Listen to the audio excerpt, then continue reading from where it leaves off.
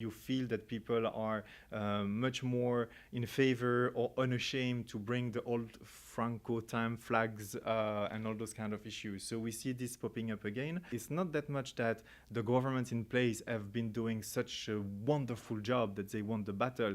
It's more that the opposition, the far right type opposition, has been unable to do its own job, has been fragmented, has not been up to the task, and so forth. So it's more the weaknesses of them that look like there was a success, but it's not actually a success of those who have been making the policies. And that's really a concern, because then when you get someone who is able to bring the energies together, I would say, then they make the headway very, very fast. So now there is a new party that is coming on the playground, and they might have the resources and the skills to bring everybody together. And if they do, I'm sure that we are going to see that in Spain, like in other countries or European countries, you would have like 10, 15, up to 25% of the population that is actually on that part of the political spectrum. They are much more actually benefiting from middle class, actually, that is now losing out from the globalization process. You know, people that have been like, you know, oh, we do only 1 or 2 kids,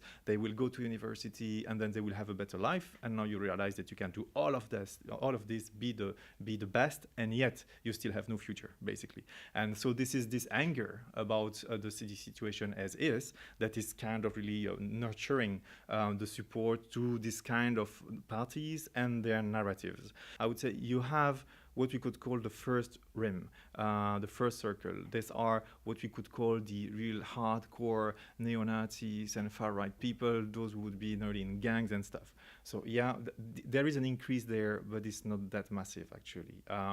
What is really increasing is the second rim. And the second rim is those people that will say like, no, I'm not a racist. No, I'm not a neo-Nazi, but I don't like Muslims. I don't want more migrants in my country. I want that there is a priority for us. I want more democracy. I want a job.